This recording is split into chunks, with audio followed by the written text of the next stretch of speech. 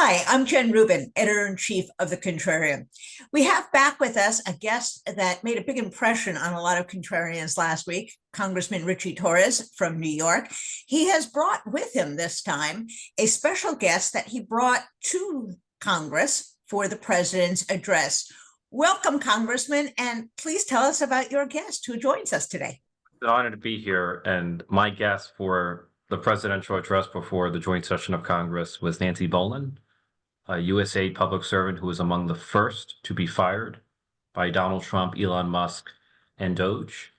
Public servants like Nancy have been on the front lines of combating poverty and disease and violence and terrorism in some of the most dangerous parts in the world. And even though USAID and public servants like Nancy have done an enormous amount of good for an enormous number of people, you have charlatans like Elon Musk demonizing all of USAID as, quote, a criminal organization. And there's just something profoundly callous and cruel and dehumanizing about the manner in which Elon Musk has robbed people like Nancy of their livelihood. You know, she's being treated not as a human being, but as an object to be discarded. And USAID is far more important than many Americans realize. There's a misconception that USAID is all about foreign aid and has no bearing on our needs here at home in the United States. And that couldn't be farther from the truth.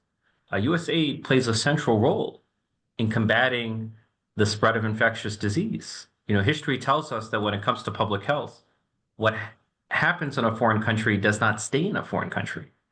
Right? We've seen diseases like COVID and Mpox begin in foreign countries, but ultimately spread to the United States. In 2022, the outbreak of Mpox in Africa led to more than 30,000 cases of infection here in the United States. And then there are far more terrifying diseases. So Elon Musk shut down USAID against the backdrop of a Marburg outbreak in Tanzania in January 2025. Marburg belongs to the same family of viruses as Ebola, which has a fatality rate of up to 90%. You know, if COVID, which only had a fatality rate of less than 1%, could leave a death toll of more than 1 million Americans, could you imagine how much more catastrophic diseases like Ebola and Marburg could be in the United States? And so the lives of millions of people are at risk, and Elon Musk and Donald Trump are playing Russian roulette with the public health and national security of the United States. Nancy, tell us where you were when you received notice and a little bit about the work you've done over the years for USAID. Thanks so much for having us. Sure. Yeah, I'll start by saying I'm a registered nurse and a nurse practitioner. I'm also a nurse midwife, and I have a PhD in nursing. And I've gone back and forth my whole career working domestically with mothers and babies and working overseas with mothers and babies for USAID and also for other nonprofits. I've also worked as a faculty in nursing schools. And to say that this is a really tragic episode in our nation's history. USAID was the biggest donor in the world, and certainly the biggest donor in a lot of specific spaces like HIV/AIDS, like polio, many different areas. I was working for USAID as a newborn technical advisor. So our stated mission was to decrease the number of preventable maternal and newborn deaths throughout the world, and to decrease disability due to deliveries gone wrong or babies who survived, but to decrease disability. So death and disability for mothers and babies throughout the world. I spent 3 years working for USAID in the Democratic Republic of the Congo and 3 years working at headquarters as a senior newborn advisor. I was just working when I got the stop work order, to my surprise and shock. And then quickly, within an hour, they had shut down our email and our dashboard, our access to all our documents. So it was really with no warning whatsoever. And by the end of the day, I had gotten a letter of termination. So, but my story is not unique. I was at the State of the Union address the other night and met other fired workers from other agencies. I met someone from the USDA Forest Service who had been working to prevent wildfires in California. He was a wildlife biologist. So, I think it's just very tragic on a lot of levels. First of all, the many, many people in America that are being laid off, and the terrible impact this will have on the farmers who were growing grain for export through USAID mechanisms. It's tragic in the way that we've all been treated with such great disrespect after spending our careers, doing good for the American people. It's also tragic in that the destruction of the agency was rapid, and this was an agency that was nonpartisan. There were a lot of good, smart people working there. It really was aligned with our foreign policy. I did not see evidence. They pronounced a litany of lies in the State of the Union address about what aid is used for, and I never saw evidence. We were very rigorous in our vetting of contracts, and all of these grants and contracts were vetted with Congress as well. And that was a large part of our job, was to vet projects so that they would be in line with the needs and priorities as expressed by Congress. So it's very destructive on so many levels. And the result is that hundreds of thousands of people are already dying as a result of this move, and will continue to die. And it will, it's unclear when and if that process might be rolled back. And that will range from newborn babies that, could have lived if our work had continued, mothers who would have lived if the commodities and techniques that we were working to spread had continued. And then many other things, like the congressman said, there are many infectious diseases that may well impact the American population in that they have in the past, and they will again. And that ranges from things like Mpox to other diseases such as Ebola, Marburg, which there are current epidemics as we speak on the African continent, and to things like polio, which people in the United States knew back in the 50s, and this was eradicated in 1979, but it may well make its way back, throughout the world and to the United States. And those are just some of the consequences. There are many more. Can I add one more? Nancy, it must have taken years to develop relationships in these countries with local providers, local people who have learned to trust the American providers.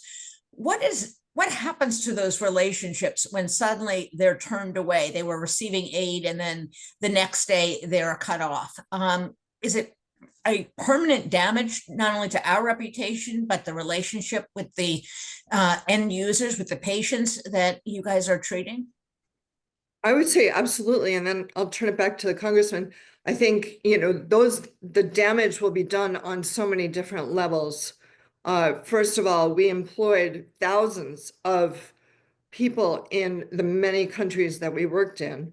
We had work in over 120 countries, and we worked together with the US Embassy in approximately 80 countries.